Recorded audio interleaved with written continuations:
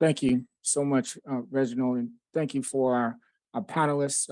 Particularly, I'm going to give a loud shout out to our families who have joined us, the individuals who've been cured from sickle cell disease and have invited us into their life to give us a frank view of how we can do better as providers and communicate to our families the benefits as well as the risk and expectations after curative therapy.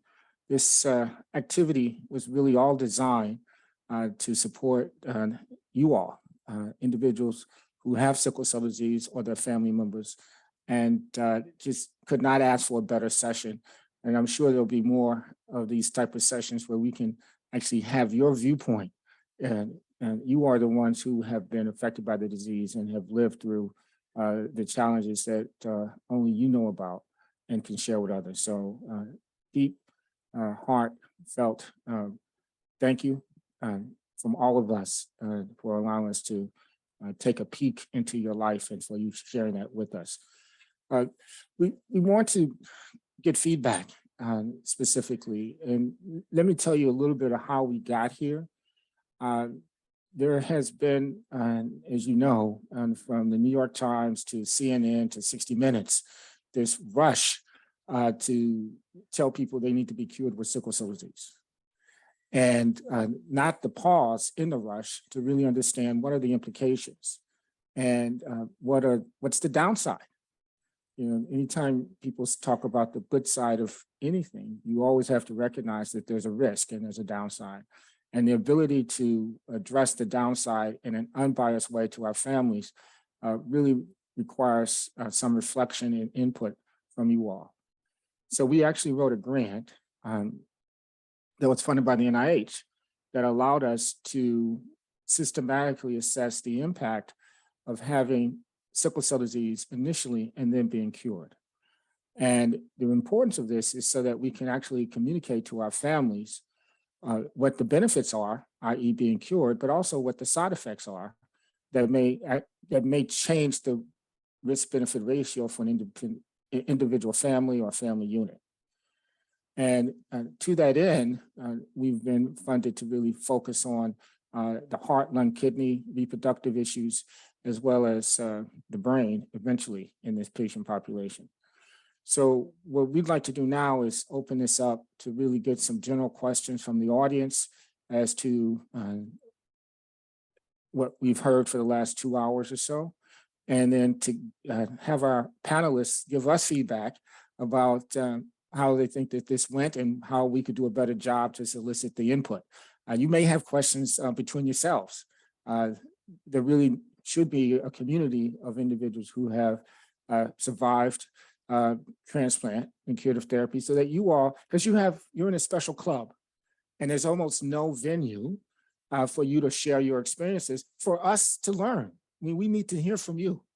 So let me hit pause here. I think I've given a long enough introduction. Marc-keys, I'm going to start on you. Start with you first, okay? Share with us your thoughts and any questions that you may have for the general group, or even among those who are panelists who have been cured after treatment with curative therapy. Well, my thoughts is that this is extremely, I'm extremely grateful that the doctors, you guys take your time just to create a platform such as this. The sickle cell community needs to know there is a cure. I hear all the time, they get misinformation. They don't think they can qualify for the cure. And I'm talking to individuals who have literally no hope for their situation, and there should be. We're the select few. I'm very grateful every day I wake up, not to have to go through the extreme pain or those worries in my mind of slowly leaving. But definitely feel like it's extremely important for us to come together and, help the sickle cell community. I know when I had, my disease and I was going through, I didn't know one person who had sickle cell. I thought I was the only one in the world. I had a symposium not too long ago, And my mother had reminded me, she went up and spoke about my life. I told her growing up that I was cursed. I told her, and I believed that, I was cursed out of the public. It was something that the overseer saw in me that he didn't like. And that's why I was being punished. So I know there's families and patients out there that think the same, and there's no need to think that way anymore. I hear you. Thank you. So let me move over to, now can I say Mrs. Bakare? Will that work? Now, how do you pronounce your first name? I'm sorry. Wunmi. Wunmi. Okay, thank you. Mhm. So the question from the audience is actually from Dr. Fitzgerald. What was the biggest concern that you had about moving forward to transplant? And have there been any surprises after your transplant? And this could be for anyone, actually. I would say major concerns prior to transplantations was two things: death being one, or rejection happening. And that's primarily because 8 months prior to my transplant, I lost a dear friend of mine who was an amazing thought leader in the sickle cell space, Jasmine Rivera.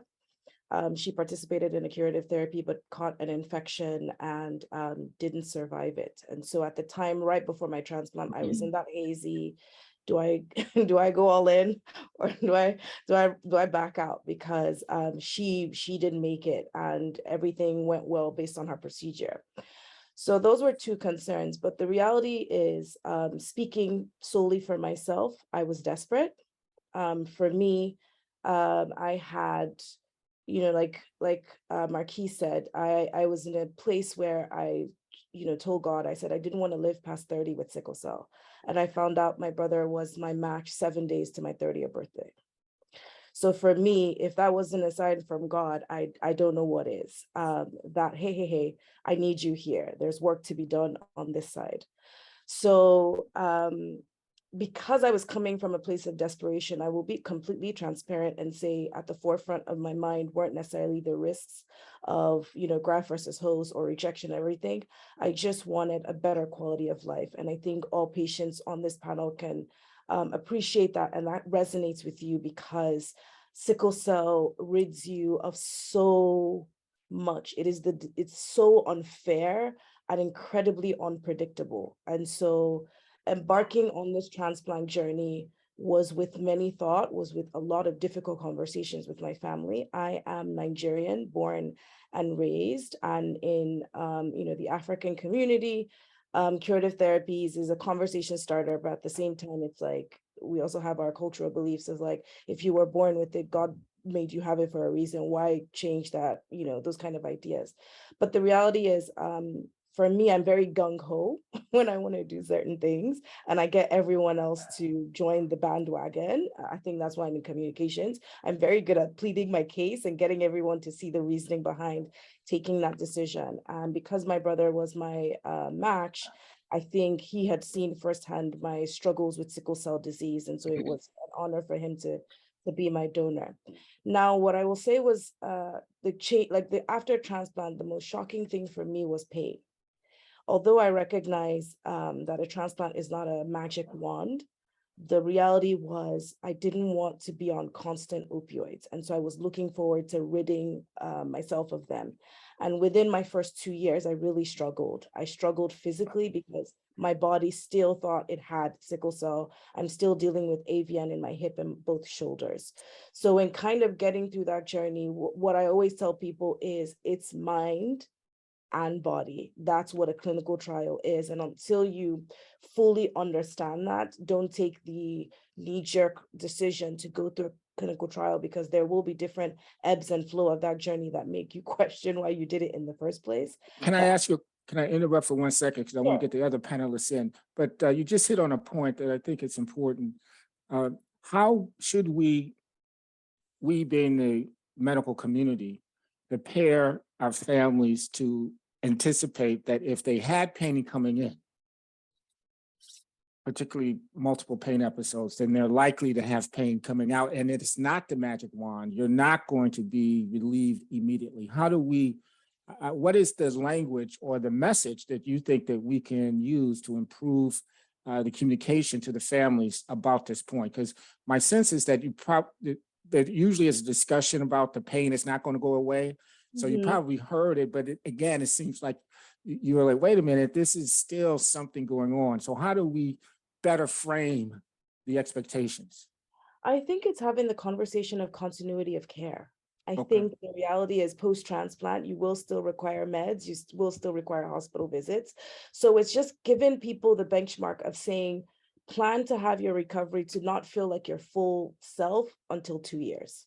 That's the realistic expectations, because you will still encounter different types of pain. And sometimes with sickle cell, we only see chronic pain, that everything else kind of bubbling in the middle. We can't necessarily pinpoint this is this type of pain I'm dealing with. So it's kind of, I think, when you have communications with patients and families, is preparing them to say, hey, we're going to do this for you, but prepare to not feel like your whole authentic, the best version of yourself that you've ever been until the 24-month mark on Okay. average, and whether that's gene therapy or transplant. That's great. I'm going to move over to Shirlanna. Did I say that right? It's Shirlena, but you tried. It's snap. okay. Okay, sorry, Shirlanna. Well, I can blame it on my eyeglasses, and I didn't see the L. Okay. No So, worries. okay, so thank you again. Let me ask you this question that's been posed to the panel. Dr. Kassim would actually want to know, what were your mental health struggles and readjustment challenges to regular life as a young lady who has now been cured of sickle cell disease? That's a really loaded question. But I would say that, like we spoke of in the past, that depression is a key factor with having the pain, as well as, when you're doing that. So mentally, you are conditioned to thinking of yourself as a person who has this disease. And so after you've gone through the transplant, you have to mentally change how you view yourself, how you talk to yourself, and how you act with yourself, and how you're thinking and processing your thoughts. All of that plays a really good role into identification mentally into who you are post-transplant. I still work on this today, taking my mindset out of a person who has not such a good quality of life, or a person who has to live so much of in the moment that I'm feeling well right now, versus I'm having a continued moment of feeling well. And so I don't have to pile on all of my activities or all of my goals and pressure them on into this one moment. So I hope that answers the question. It does. It does. And let me ask Dr. Is it Martin-Peron? Is that correct? Yes. So we've heard now in 2 consecutive years, we had this panel again last year, that really the mental health component has been underestimated in the pre-transplant and post-transplant space. And so it's not actually in our set of guidelines, like you should have a mental health assessment, you should be treated with the following cognitive behavioral therapies prior to transplant, and then continue this strategy post-curative therapy, be it gene therapy or transplant or the like. Is there an opportunity for a proactive approach here in transplant programs, where the psychologists can integrate the anticipated challenges of identity, of who am I now? I mean, it was very lovely stated by Shirlanna, sorry, Yeah, Shirlena. yes, Yeah. Shirlanna, very eloquently stated. It's like this tug of war. Am I still that person that I was before? Right, right. Am I a new person today? How do we help be more proactive in this space? Yeah. So in our program, we see all of the transplant recipients before their transplant for a neurocognitive assessment, and that includes looking at things like depression and anxiety and quality of life. And then, so some people we kind of flag through that, like, wow, you know, it seems like they may need a little bit of additional support. Sometimes the medical team will come to us and say, hey, this person is coming soon and we think they might benefit from additional support. Or the patient says, hey, is there someone I can work with to support me while I'm there?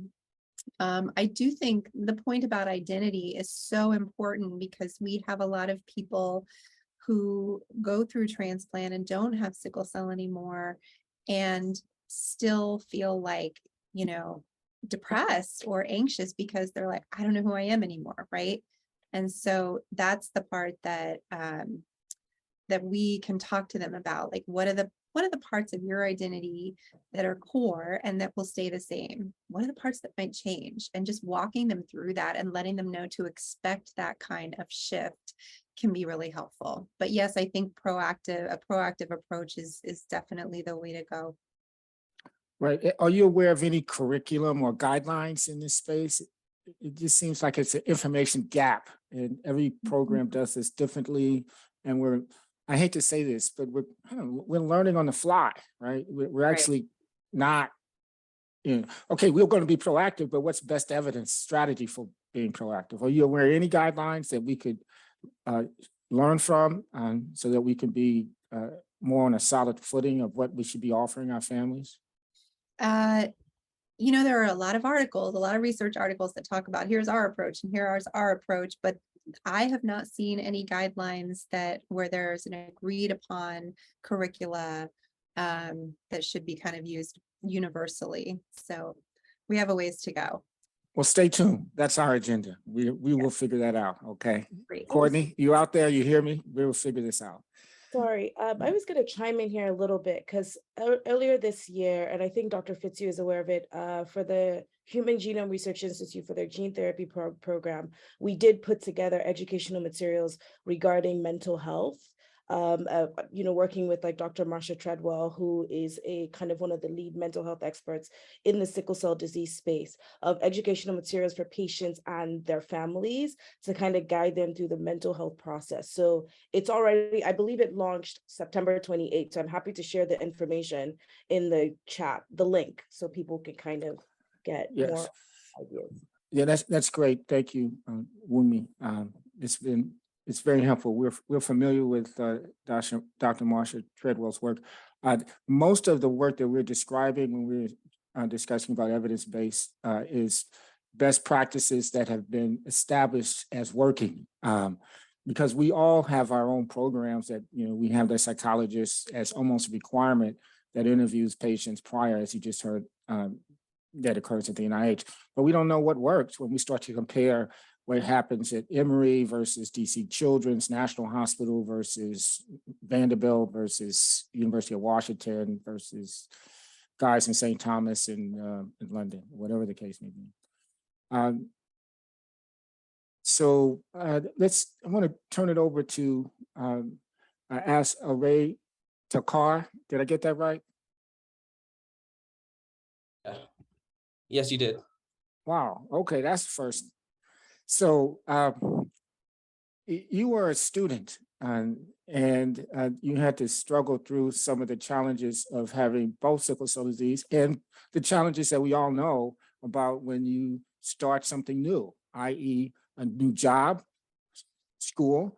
Do you think that your transition from being that high school student to that first year college student and that added stress of having sickle cell disease, having to explain it or not explain it, the tension of missing class, and what does that look like for you in terms of trying to get your best grades? Do you think that stress or tension actually influenced the severity of your disease? I would definitely say that it did, because for me personally, there was a marked difference in the frequency of crises that I experienced while I was at college versus when I was in high school. Because I feel like when I was in high school, my disease was pretty well managed with hydroxyurea. But when I got to college, there was definitely added pressures just trying to figure out how to navigate an environment, because that's also like the first time of me being away from home, from my family. So there was that added stress and then the pressures of school. So I definitely feel like that weighed a little bit on me and increased the frequency of my pain crises, and also the severity, because like I said, I missed months of time from class, not just like isolated incidences, but recurrently. This is always a tricky question in an interview, but if you had to look back and say, okay, I'm going to go to college, I'm going to go through a high stress window. We have some adolescents and young adults and parents of adolescents or young adults out there. What advice would you give them in terms of trying to decrease this added stressor of being a new student or a person starting a job? Because now you're another new student, right? I mean, you're in another school, Yeah. right? And so what, although you don't have sickle cell disease now, what would you suggest would be reasonable strategies to help families overcome these anticipated barriers? I think the biggest key would be to be aware of your triggers. So know what situations can potentially put you at a high risk for a crisis. Like for me, I love playing sports, but unfortunately that was one of my triggers. So I feel like when I was in college, I might have been a little overzealous with the freedom that I had in playing sports and being too energetic. And so that put me at higher risk for sickle cell crisis, because I didn't have my parents there with me telling me, oh, you need to scale back, you shouldn't exert yourself as much, this, that, and the other. So being aware of your triggers, and definitely just increasing your water intake just to accommodate for any potential stress that you might encounter, because water is like the best preventative measure, for me at least, in terms of preventing the crisis. That's great. That's great. And so I want to turn it over to Marc-keys again and just see if we can get some comments about now that he's been cured of sickle cell disease and he's gone through this tumultuous time pre-curative therapy. You have these these adolescents who are struggling with what is their life going to be like 5 years out, 10 years out. What would you say to that 15-year-old who's in high school trying to work through these challenges that you had to work through? What's your recommendation to the parent of the 15-year-old and the 15-year-old? Well, I would definitely tell them that education is key. The reason why I am here and cured is because we've done our own research, and I understand having sickle cell life is extremely difficult and unfair, but you shouldn't just throw in the towel just because the game gets hard. I know what I'm saying. Like, you have to push forward. You have to want to be cured and want to do it for more than yourself. Having a better life is, that's a good reward, but you can't give up. I feel like the patients that are reaching out to you and following up to get cured and looking into gene therapy, these are all patients that have not quit. There's two types of patients for sickle cell. You can have those patients who, even though life is hard, we're going to push forward. And then you have those patients that, they don't want to deal with it anymore. It's too much. Okay. Myself, when I reached out to the transplant team, just being around my son and my wife, it did occur to me that, my time here might be very short. Just from health-wise, I couldn't do anything. But I thought to myself, if this is the way I'm going to go, I'm definitely going to go out fighting. I'm not just going to lay in bed and just, let whatever happen. I'm going to give it the best shot that I possibly can, because not only me, but my family as well deserves that better life. So I would definitely tell them to hold on. Life gets hard, but push through and take it one day at a time. When you think about the big scope of it, from suffering and medicine, pain medicines, to being cured, sometimes it seems like an impossible journey. Seems like the longest road ever. But if you take it one day at a time and you keep your mind set, you know what you want, you know what you want life to look like after transplant, you'll make it. Beautiful, beautifully said, beautifully said. I have one last question, and then I want to open it up and see to the general panelists and see if they have additional questions. We don't talk about it this way, but in fact, this is the way it is. Curative therapy is now a marketplace. By this, I mean, if you go to, even in the same city, you go to institution A, you get offered one type of curative therapy. You go to institution B, you get offered another type of curative therapy.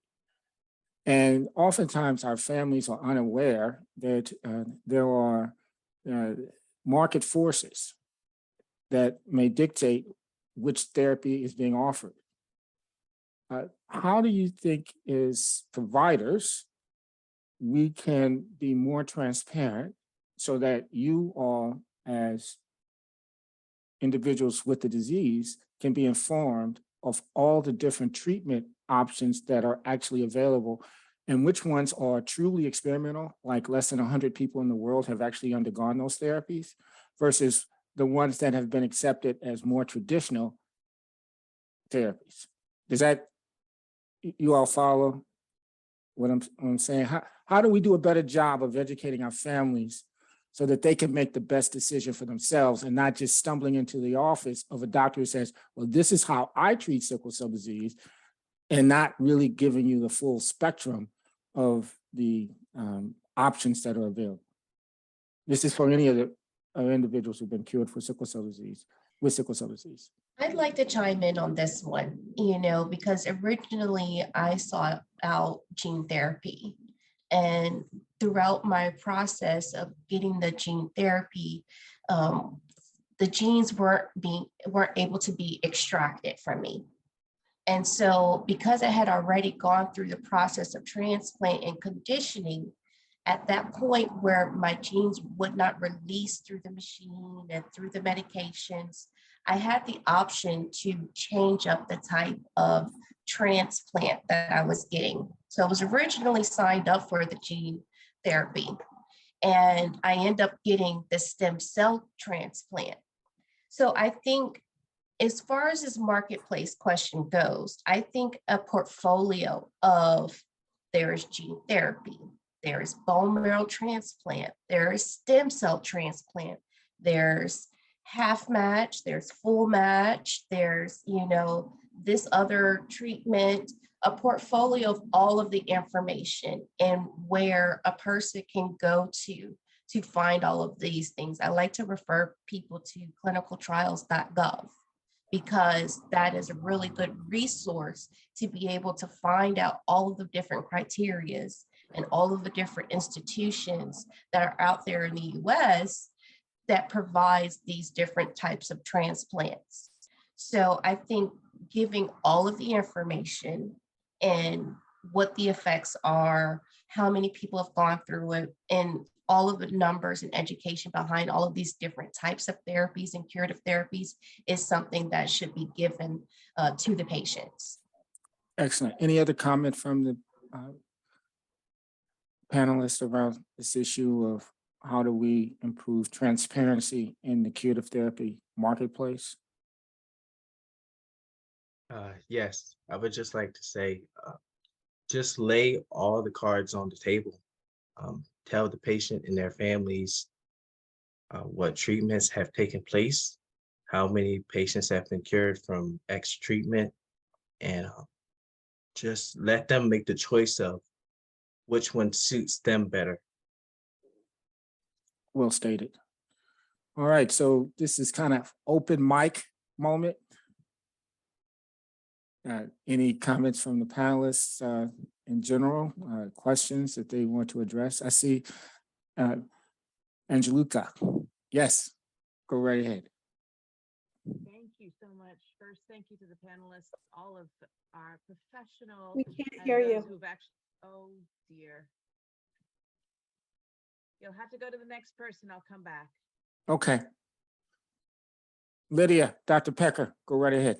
Hi, thanks again to all our panelists. I just wanted to say to folks who are listening at home that I spend a lot of time in my clinic talking about transplant opportunities with my young adults who are 20 to 30 years old, mostly my patients, and have a lot of amazing conversations. But one thing I want to share is that there are many barriers to jumping through all the hoops to get to transplant. If you don't know if you want to go through transplant yet, but as you make up your mind, there are a few things you can do to get ready. One of them is make sure your teeth are in the best shape possible. Dental care is a fundamental part of sickle cell disease care. And if your teeth aren't in good shape, you can't go to transplant, and it's probably making your sickle cell worse too. Similar fertility preservation, you can do that well in advance of transplant. So if this is even something you're thinking about, you can start getting your ducks in a row of all the different hoops you have to jump through, because as all these panels can tell you, the time from when they decided it was time to do something different with their disease to when they actually arrived at that day, it can be a long time, and some of these people even had their journeys disrupted by COVID, which obviously there's nothing you can do about that. But helping to develop that list of things that are within your control as you think through this process can be helpful. That's great. Dr. DeBaun. Yeah, hi, thank you, Michael. So I want to ask, Marc-keys or others who have managed their pain. And many times what happens is like very much dependence on opioid, which we know sometimes in long run can cause more problem. What were some of the strategies that you used and helped you wean those doses of opioids?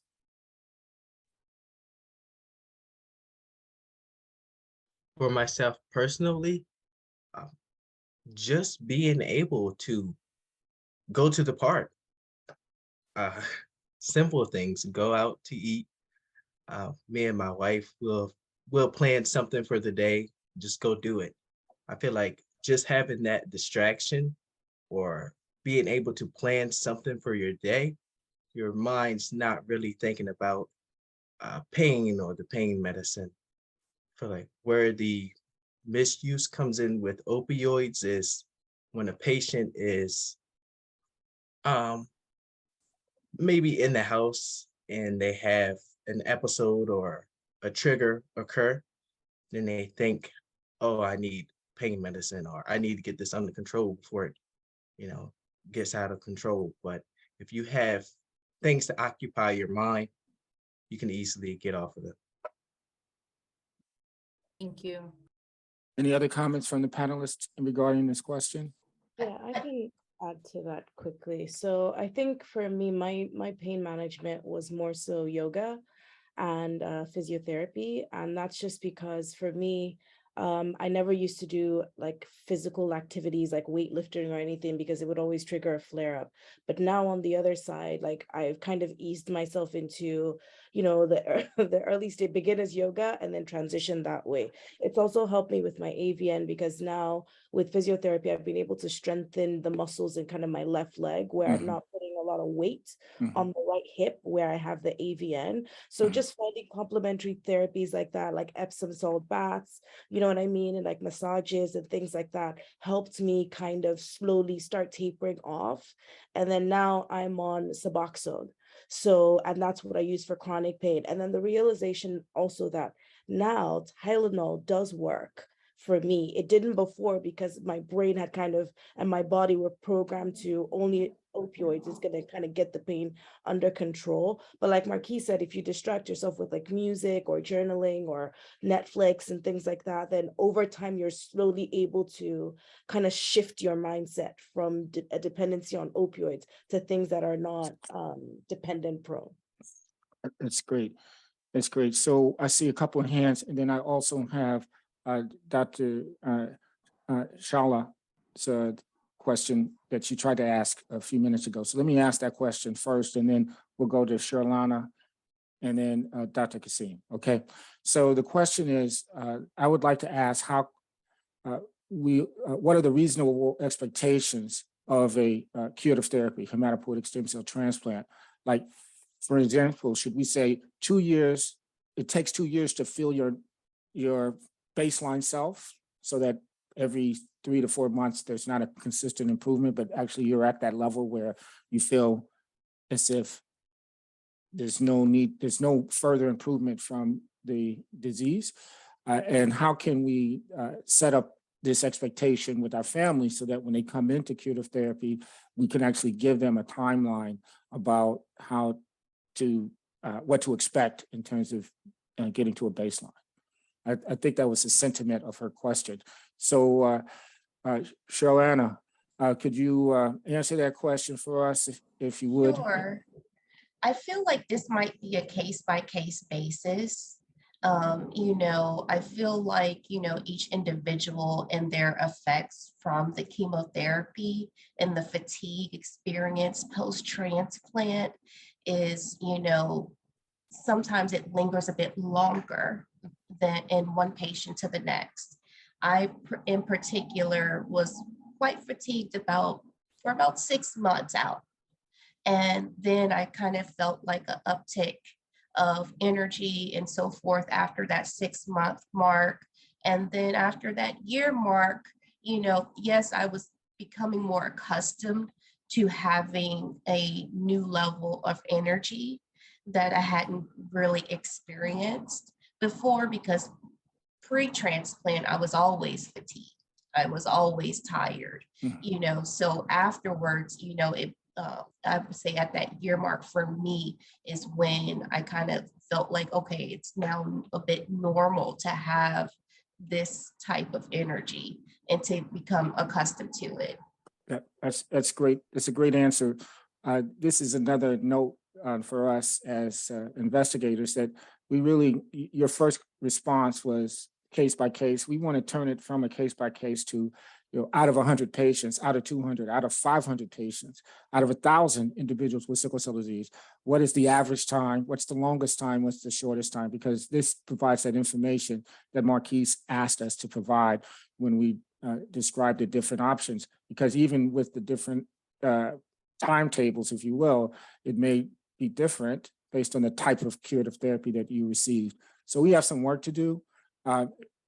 Shirlanna, you were going to make another comment because I just put you on the spot for that. Did you want to make your comment now?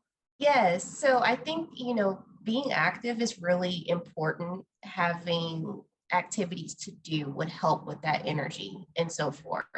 And then just to go back on a topic that you had spoke with prior on, the examples of how the opioids affect you and so forth. And my personal experience was I didn't use opioids on a daily basis.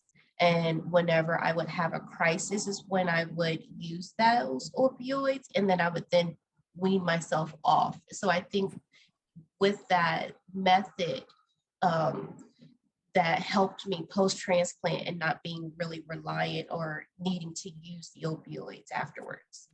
That's well stated. Thank you. So I'm going to turn this over to Dr. Kassim, and then there's actually a question in the chat box, Dr. Kassim. So this is like me talking to my cousin. We've been working together so closely, so it's hard for me to ask Adetola a question in the public domain without smiling. So let me see if I can get, so Adetola is from Lagos. He's a head of transplants for sickle cell disease here at Vanderbilt and the director of the sickle cell program for the adults. And there's a very specific question, Dr. Kassim, around, let me see if I can find it, options for children in Africa. For those who do not know the demographics, 300,000 children are born with sickle cell disease a year. 70% of that 300,000, so 210,000 or so, are born on the continent of Africa. On the continent of Africa, Nigeria has 50% of all of those births, so 150,000 children. And then within that scope, you can imagine 150,000 children born with hemoglobin SS per year. There is many of the parents there have the same hopes and dreams that parents in the United States have. And one of those will be, I have a child with sickle cell disease. I would like for my child to be cured. So Dr. Kassim, you want at least address what the realities are for curative therapy. And then the topic that's often not described is the boutique approach to curative therapy that has been set up in India that has actually caused far more harm for those individuals who receive those transplants than good. So, no, thanks, Michael. And, I think the panelists are, it's just fantastic. Everybody has been pretty clear. So to the question of why not in Africa, so Michael is my Nigerian brother. He can actually answer that question. I think he travels to Nigeria more than me currently. He knows the terrain. But the challenges are multiple, chief of which is supportive infrastructure. 2 is the cost of the procedure itself. 3 is how do you manage patients after transplant?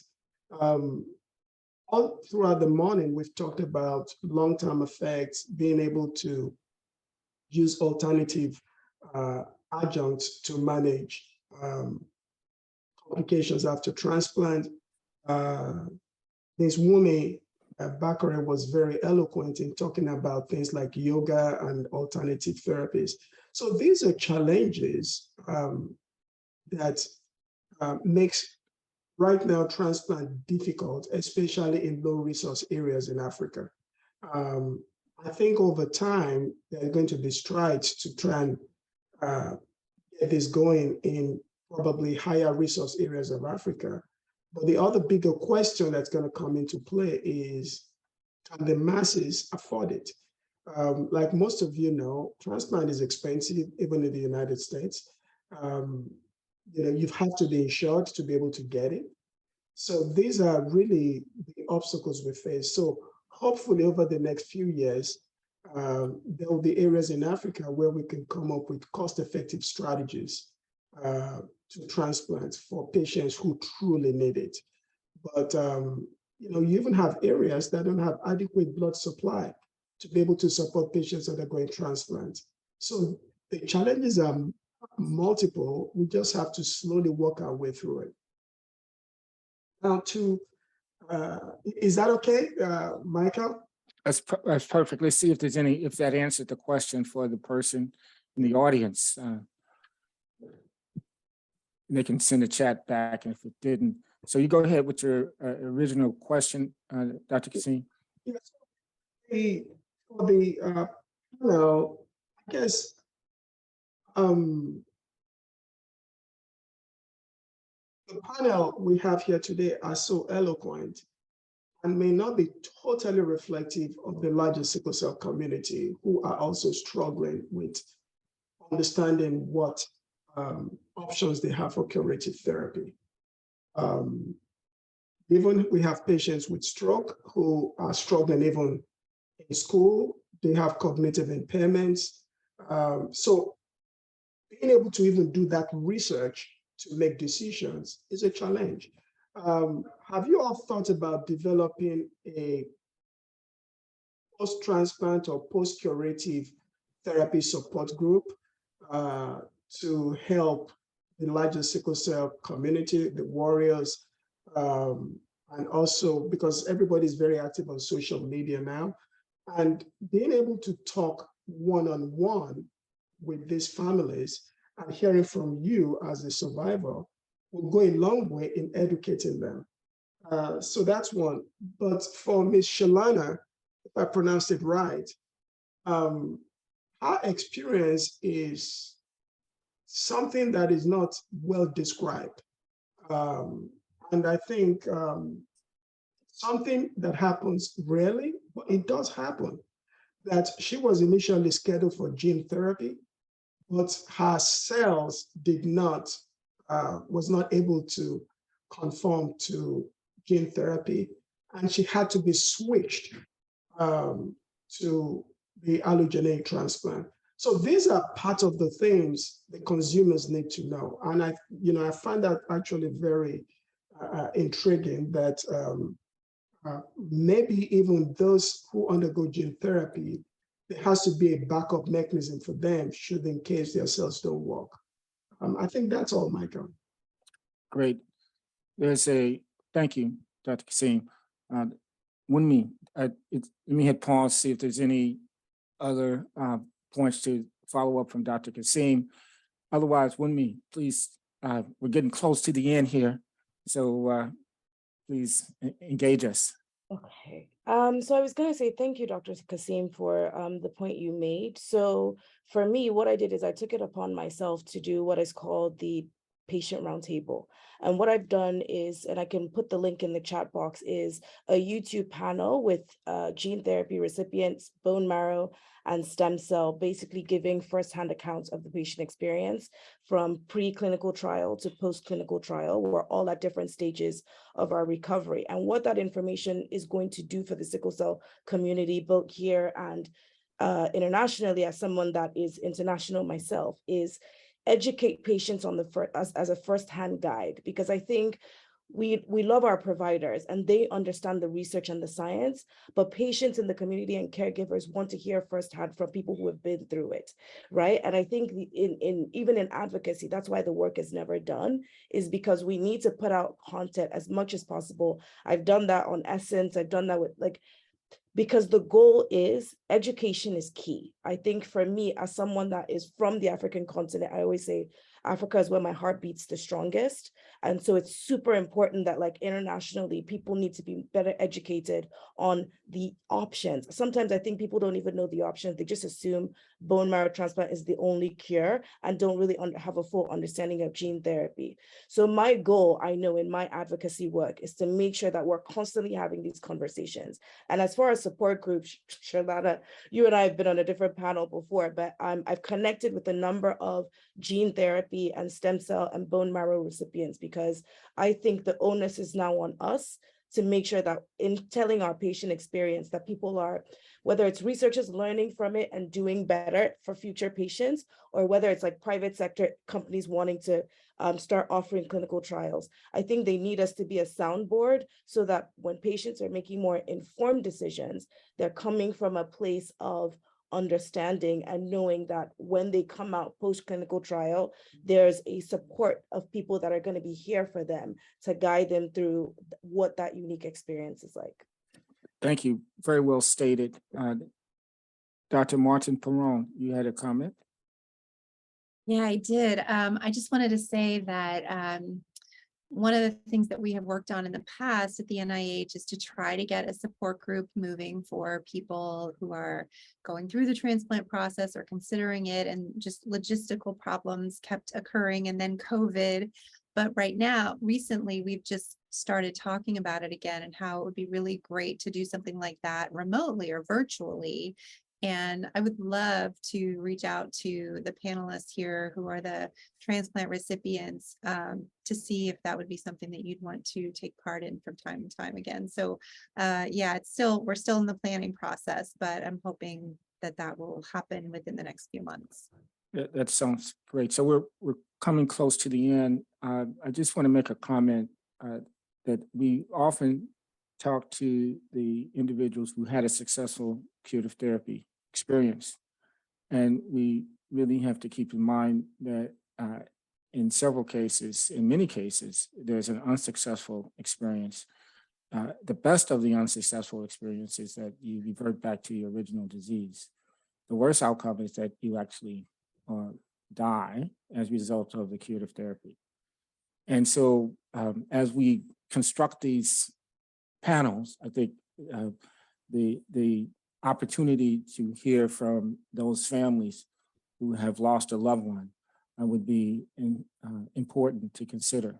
Obviously, for the adults who can make an informed decision, and as Marc-keys has said eloquently, hey, I wanted to get on with it.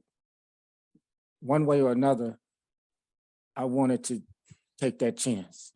And I think that's the right of every adult in this era to make that decision. It's an autonomous decision. He's well informed, he's well read, and he's made a decision to undergo experimental therapy that may cure him, but also may cause his life to be shortened. And he understood that trade-off. And so as we begin to talk more openly about those trade-offs, because each one of these treatments that we describe have trade-offs, many of which we do not know, then it becomes important for us to rally together, both as providers and patients, individuals affected with the disease, so that we can better understand the nuances of what questions we should be asking in the next 5 years or 10 years. And so for this reason, the panel was created, and this day was created to really listen as opposed to talk. And so we're all very grateful to you all.